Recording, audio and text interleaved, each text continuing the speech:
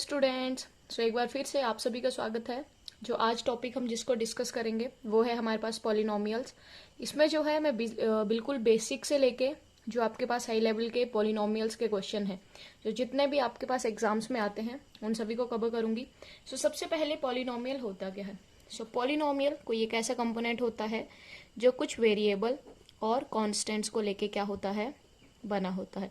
सो कुछ कांस्टेंट्स और वेरिएबल को लेके जो चीज़ बनती है उसको हम सिंपली बोलते हैं पॉलिनोमियल्स। ठीक है, कांस्टेंट्स क्या होते हैं और वेरिएबल्स क्या होते हैं यह देखेंगे हम। तो सबसे पहले वेरिएबल्स, जितने भी हमारे पास अल्फ़ाबेट होते हैं एक्स वाई जेड या फिर A B C, so A B C से लेके एक्स वाई जेड तक जितने भी वेरिएबल्स हैं या जितने भी अल्फ़ाबेट्स हैं उन सभी को क्या बोलते हैं, variables. Okay, on the other hand what are constants, तो जो भी हमारे पास नंबर्स हैं जो नेचर में क्या करते हैं, एग्जिस्ट करते हैं, या फिर हम सिंपली बोल सकते हैं जितने भी रियल नंबर्स हैं उन सभी को क्या बोलते हैं, कांस्टेंट्स। ठीक है, सो जो एक पॉलिनोमियल है वो वेरिएबल और कांस्टेंट्स को मिलके बनता है। फॉर एग्जांपल मैंने वेरिएबल कंसीडर कर लिया x प्लस कोई कांस्टेंट ले लिया 2, सो x प्लस 2 ये सिंपली आपका क्या बन गया, पॉलिनोमियल। ठीक है बच्चा, अब कुछ स्टूडेंट्स में या फिर कई बार हम सभी में भी एक डाउट रहता है, वो है पॉलिनोमियल और इक्वेशन में क्या फ़र्क है। बहुत से हमारे पास ऐसे होते हैं लर्नर्स जिनको नहीं पता है पॉलिनोमियल और इक्वेशन में डिफरेंस क्या है। सो पॉलिनोमियल और इक्वेशन में बिल्कुल बेसिक सा डिफरेंस है। जैसे आपने लिखा x प्लस 2, सो ये सिंपली आपके पास है पॉलिनोमियल, और जब आपने x plus 2 is equal to 0 कर दिया, so this is your equation. ठीक है, अब जो हमारे पास होते हैं पॉलिनोमियल्स में क्या क्या होता है। सो एक पॉलिनोमियल्स में होती है हमारे पास डिग्री, पॉलिनोमियल्स में एक हमारे पास होती है डिग्री, एंड सेकंड हमारे पास होते हैं कॉफिशिएंट्स। अब डिग्री क्या होती है, कॉफिशिएंट क्या होते हैं। फॉर एग्जांपल मैंने एक पॉलिनोमियल लिखा x cube plus 5x plus 3। ठीक है, ये हमारे पास कोई एक पॉलिनोमियल लिखा, चलो इसको 2x क्यूब कर देते हैं। ओके, सो डिग्री क्या होती है, डिग्री हमारे पास होती है जो हाईएस्ट क्या है बच्चा, हाईएस्ट पावर है किसी वेरिएबल की, किसी वेरिएबल की एक पॉलिनोमियल के किसी भी वेरिएबल की जो हाईएस्ट पावर है, that is your degree. For example यहाँ पे x वेरिएबल की हाईएस्ट पावर कितनी है, 3। सिमिलरली अगर आपके पास होता x की पावर 100 प्लस y की पावर 99 प्लस z की पावर 80, सो यहाँ पे अगर आपसे पूछा जाता कि इस पूरे के पूरे आपके पास पॉलिनोमियल की डिग्री कितनी है, सो सिंपली आपने क्या करना है, जो यहाँ पे हाईएस्ट है, हाईएस्ट कितना है 100, सो सिंपली इसकी आपके पास डिग्री हो जाएगी 100। बट अगर इन्होंने पूछा हो y के विद रिस्पेक्ट जो इसकी डिग्री है वो कौन सी है, सो सिंपली आपने y की देखनी है, कितनी है y की 99। ठीक है, ये होती है degree. Then next we have coefficient. क्या होता है, कोफिशिएंट होता है जिस एक पार्टिकुलर नंबर से कोई हमारा वेरिएबल क्या होता है, मल्टीप्लाई होता है, किसी पार्टिकुलर नंबर से कोई हमारा वेरिएबल मल्टीप्लाइड होता है। फॉर एग्जाम्पल मैंने सिंपली कंसीडर कर लिया 2x cube plus 5x। Okay, सो आपसे पूछ सकते हैं कि x का जो कोफिशिएंट है वो कितना है। सो कोफिशिएंट के लिए जो x जिस नंबर से मल्टीप्लाई हो रहा है, किससे हो रहा है, 5 से, सो यहाँ पे कोफिशिएंट ऑफ x कितना आ जाएगा, 5। ठीक है, सिमिलरली अगर आपके पास लिखा हो x क्यूब प्लस 3, ओके, सो यहाँ पे पूछा गया हो एक्स क्यूब का कोफिशिएंट कितना होगा। सो कोफिशिएंट एक्स क्यूब किससे मल्टीप्लाई करे, कुछ नहीं है, मतलब किससे कर रहा है, 1 से, सो कोफिशिएंट ऑफ एक्स कितना हो जाएगा, 1। ओके, अगर सेम इसी इक्वेशन के लेके आपसे पूछा जाए कि कोफिशिएंट बताओ एक्स का कितना है, सो सबसे पहले यहाँ पे एक्स का तो कोई वेरिएबल है ही नहीं। अगर एक्स का कोई वेरिएबल नहीं है, सो कोफिशिएंट ऑफ एक्स क्या लिख दोगे आप, 0। क्यों, क्योंकि 0 इंटू एक्स लिखोगे 0 ही होगा, एंड इस इक्वेशन में अगर आप प्लस 0 लिख दोगे इट डजंट इफेक्ट। ओके, सो जब आपसे ऐसे कोई क्वेश्चंस को लेके कोफिशिएंट ऑफ एक्स पूछा हो, आप सिंपली क्या लिख दोगे, 0। ओके, ये भी हमने पॉलिनोमियल का हम जो है बिल्कुल बेसिक से स्टडी कर रहे हैं, और बिल्कुल जो टॉप या फिर पीक लेवल के क्वेश्चंस हैं वहां तक हम जाएंगे। ठीक है, अब हमने ये सिंपल सी चीजें देख ली। अब नेक्स्ट जो हम देखेंगे, नेक्स्ट हमारे पास हम देखते हैं कि हमारे पास कितने टाइप के पॉलिनोमियल्स होते हैं। सो जो पॉलिनोमियल्स हमारे पास होते हैं वो कितने टाइप के होते हैं, कितने टाइप्स के होते हैं। ओके, सो बेसिकली जो पॉलिनोमियल है जो हम अभी स्टडी करते हैं अप टू 10th स्टैंडर्ड, वो हमारे पास हैं 3 टाइप के। कौन कौन से बच्चा, सबसे पहले हमारे पास आता है linear, after that quadratic, and after that cubic. अब लीनियर पॉलिनोमियल क्या होते हैं, जिनकी डिग्री आपके पास होती है 1। क्वाड्रेटिक जिनकी डिग्री आपके पास होती है 2, एंड क्यूबिक का तो सबको पता लग गया होगा जिसकी डिग्री कितनी होगी 3।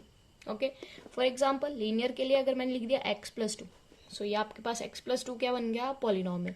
बट अगर इसको कर दिया is equal to 0, so linear equation. ठीक है, सिमिलरली क्वाड्रेटिक इक्वेशन या फिर पॉलिनोमियल, सो क्वाड्रेटिक के लिए डिग्री 2 प्लस यहाँ पे 5x लिख दीजिए प्लस 5 लिख दीजिए इज इक्वल टू 0, सो ये बन गई क्वाड्रेटिक इक्वेशन। बट अगर इज इक्वल टू 0 हटा दें तो फिर quadratic polynomial. Okay, and cubic के लिए जैसे मैंने लिख दिया x³ + 5 is equal to 0, so this is your quadratic equation. अब जो जनरल फॉर्म होती है वो देख लेते हैं। जनरल फॉर्म किस किस की, linear, quadratic as well as cubic की। सो लीनियर की जो आपके पास जनरल फॉर्म होती है that is your ax + b।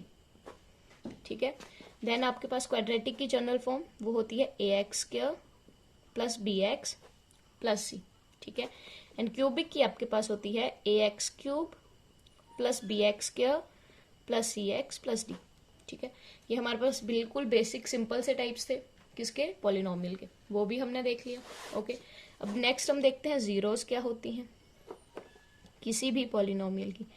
किसी भी पॉलिनोमियल की जो जीरोस होती हैं वो आखिर होती क्या है। ठीक है, सो हमारे पास जीरोस क्या होती हैं सबसे पहले वो समझते हैं। मान लीजिए मैंने पॉलिनोमियल लिखा है 2x + 4। ठीक है, और मैंने आपसे पूछा है कि इसकी जीरो आपने क्या करनी है, फाइंड करनी है। तो सबसे पहले जीरो जो होती है वो एक ऐसा नंबर होता है, जीरो क्या होता है, ऐसा नंबर होता है किसी भी वेरिएबल की जगह, ध्यान देना, जीरो ऐसा नंबर होता है जो किसी भी वेरिएबल की जगह अगर आप उसको पुट करते हो तो जो आपके पास पूरे का पूरा पॉलिनोमियल है उसकी वैल्यू कितनी हो जाती है, 0। ठीक है, जीरो एक ऐसा पॉलिनोमियल में एक ऐसी x की वैल्यू होती है या फिर वेरिएबल की वैल्यू होती है जिसको जब पॉलिनोमियल में पुट करते हो सो पूरा पॉलिनोमियल हो जाता है 0। फॉर एग्जांपल मैंने आपको दिया x के यहाँ पे आपके पास 2x + 4 है, इसको p ऑफ x इसलिए लिखा क्योंकि यहाँ पे वेरिएबल जो है x है। इसको x कंसीडर करें, n कंसीडर करें, कुछ भी, यहाँ पे मैंने p of n is equal to 2n + 4 लिखा। अब यहाँ पे अगर मैंने n की जगह -2 लिखा तो आपके पास p of -2 is equal to 2 × -2 + 4, so 2 × -2 -4 + 4 is equal to 0। देखिए आ गया 0। सो यहाँ पे आपके पास n की वैल्यू -2 रखने पे पॉलिनोमियल क्या हो गया, 0 हो गया। सो पॉलिनोमियल को n की जगह 2 रखने पे 0 लाने वाले को n इज इक्वल टू 2 उसकी क्या बन जाएगी, 0। ठीक है, जिस नंबर को रख के पूरा पॉलिनोमियल 0 हो जाए वही उसकी क्या कहलाती है, 0। ये तो बिल्कुल बेसिक पढ़ लिया। ठीक है, अब 0 को लेके भी हम थोड़ा सा आगे मूव करते हैं। देखिए अब 0 को लेके आप आगे मूव करेंगे, जितनी किसी भी इक्वेशन की क्या होती है, डिग्री होती है। जितनी किसी भी इक्वेशन की डिग्री होती है उतनी ही उसमें क्या होती है, नंबर ऑफ जीरोस। जितनी भी किसी इक्वेशन की डिग्री होती है उतनी ही उसमें नंबर ऑफ जीरोस होती है। फॉर एग्जाम्पल मैंने लिखा 2x + 4, सो यहाँ पे x की डिग्री कितनी थी, 1। अगर आपके पास x की डिग्री 1 है सो वहां पे जो नंबर ऑफ जीरोस होंगी वो भी कितनी होंगी, number of zeros is also equal to 1। ठीक है, then I have if 2x² + 5, यहाँ पे x लिखिए, कुछ भी लिखिए, यहाँ पे जो आपके पास x है उसकी डिग्री कितनी है, 2, सो नंबर ऑफ जीरोस भी कितनी होंगी, 2। ठीक है, अभी हमने लीनियर, क्वाड्रेटिक एंड क्यूबिक की स्टडी करा है, सो हम 3 डिग्रीज के लिए ही इसको देखेंगे। अब थर्ड के लिए मैंने लिख दिया 2x³ + 5, सो यहाँ पे देखिए सबसे हाईएस्ट डिग्री कितनी है, 3, therefore number of zeros also 3। ठीक है, ओके, अब जो नंबर ऑफ जीरोस हैं उनमें कुछ रिलेशनशिप भी होगा। ठीक है, तो उनके इस रिलेशनशिप को कैसे निकालेंगे। मान लीजिए मैंने कंसीडर करा 2x² + 5x + 3। ठीक है, ये हमने एक इक्वेशन कंसीडर कर लिया। ओके, अब यहाँ पे जो नंबर ऑफ जीरोस हैं वो कितनी होंगी, 2, क्योंकि आपके पास हाईएस्ट डिग्री कितनी है इसकी, 2। सो एक को मैंने अल्फा कंसीडर कर लिया, एक को बीटा। सो उनके बीच में जो रिलेशन होता है, एक होता है alpha + beta, alpha + beta that is your -b/a। ठीक है, एंड सेकंड होता है alpha × beta that is your c/a। So alpha + beta, देखिए अल्फा भी 0 है, बीटा भी 0 है, दोनों को क्या कर रहे हैं, ऐड, यानी कि यहाँ पे क्या हो रहा है, सम ऑफ जीरोस। अल्फा × बीटा मतलब क्या हो रहा है, प्रोडक्ट ऑफ जीरोस। ठीक है, सिमिलरली आपके पास जब 3 0 होंगे 3 डिग्री के लिए, सो एक 0 alpha, beta and then gamma. ठीक है, सो यहाँ पे सबसे पहले अल्फा + बीटा + गामा, इसको सिंपली क्या बोलते हैं हम, सम ऑफ जीरोस। ठीक है, and second alpha beta plus beta gamma plus gamma alpha. यहाँ पे देखिए सम भी हो रहा है, साथ में क्या हो रहा है, प्रोडक्ट भी हो रहा है। सो इसको बोलते हैं sum of product of zeros, ठीक है। And third alpha into beta into gamma. So यहाँ पे सिंपली क्या हो रहा है, मल्टीप्लीकेशन। सो इसको सिंपली बोलते हैं प्रोडक्ट ऑफ जीरोस। ये तो रिलेशन देख लिया, ठीक है। अब जो जीरोस होती हैं किसी पॉलिनोमियल की, उनको निकालते कैसे हैं वो भी थोड़ा सा देख लेते हैं। किसी भी पॉलिनोमियल की जीरोस निकालने के लिए बेसिकली हमारे पास है 2 से 3 मेथड जो बिल्कुल इजी हैं, उन्हीं को रखेंगे हम। तो सबसे बेस्ट मेथड कौन सा है सबसे सही मेथड आपके पास है स्प्लिटिंग द मिडल टर्म, ठीक है। एक है splitting the middle term and जो सेकंड मेथड है that is your quadratic equation या फिर क्वाड्रेटिक फॉर्मूला भी उसको बोला जाता है, ठीक है। एंड थर्ड जब आपके पास क्यूबिक में आपके पास डिग्री होती है सो आपके पास है हिट एंड ट्रायल मेथड या फिर ट्रायल एंड हिट मेथड भी उसको आप बोल सकते हो, ठीक है। सो ये हमारे पास बेसिक्स थे। अब हम जो है एक और इम्पोर्टेंट चीज पॉलिनोमियल को लेके देख लेते हैं, वो होती है फैक्टर थ्योरम। अब जो फैक्टर थ्योरम होती है वो क्या होती है, सो फैक्टर थ्योरम किसी भी पॉलिनोमियल की आपके पास क्या होती है, वो बोलती है फैक्टर थ्योरम। मान लीजिए x+2 जो है वो मैंने बोल दिया फैक्टर है किसका, किसी पॉलिनोमियल का 2x का प्लस 5x प्लस 4 का, ठीक है। अगर मैंने कहा x+2 जो है इस पॉलिनोमियल का फैक्टर है, तो सबसे पहले x+2 इज इक्वल टू 0 करना है एंड x की वैल्यू कितनी आ रही है, -2।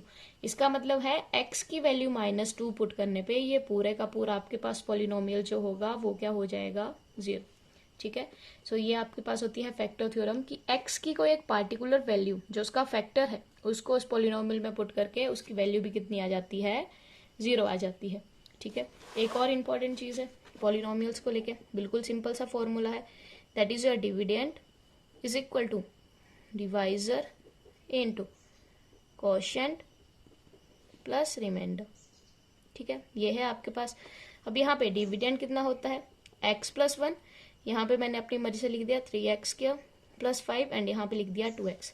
अब जो ये वाली चीज होती है बच्चा जिससे आप किसी चीज को डिवाइड करते हो उसको बोल देते हैं सिंपली डिवाइजर,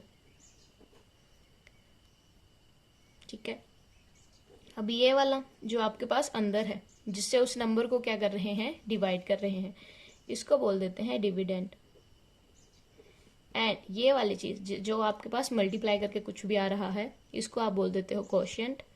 एंड इतना तो सबको पता है जो भी नीचे टर्म बचती है दैट इज योर रिमाइंडर, ठीक है। ये भी इंपॉर्टेंट चीज है, ये भी हमने कर ली, ओके।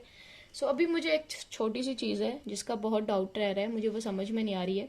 कुछ स्टूडेंट्स बोल रहे हैं मैम एनसीईआरटी करवाओ, कुछ बोल रहे हैं कि नहीं आप सिर्फ सिंपल क्वेश्चंस करवाओ। सो मुझे जो एक छोटा सा डाउट जो है वो आप लोगों से पूछना है कि आप सिर्फ और सिर्फ इंट्रोडक्शन पार्ट चाहते हो चैप्टर्स का, जैसे फर्स्ट चैप्टर का करवाया, अभी सेकंड का करवाया, या जो इंपॉर्टेंट टॉपिक्स हैं फर्स्ट और सेकंड और बाकी जितने भी एनसीईआरटी आपके पास बुक्स है 9th और 10th की, उनके आप क्वेश्चन भी देखना चाहते हो। सो प्लीज़ वीडियो के कमेंट सेक्शन में कमेंट करके ज़रूर अपना जो भी सजेशंस हैं दें कि आप इंपॉर्टेंट टॉपिक्स भी चाहते हो या only introduction part. Until then, take care, stay safe, and अगर वीडियो हेल्पफुल लगी then please subscribe the channel and share the video, and unless आपकी चॉइस है। Okay then, tata bye.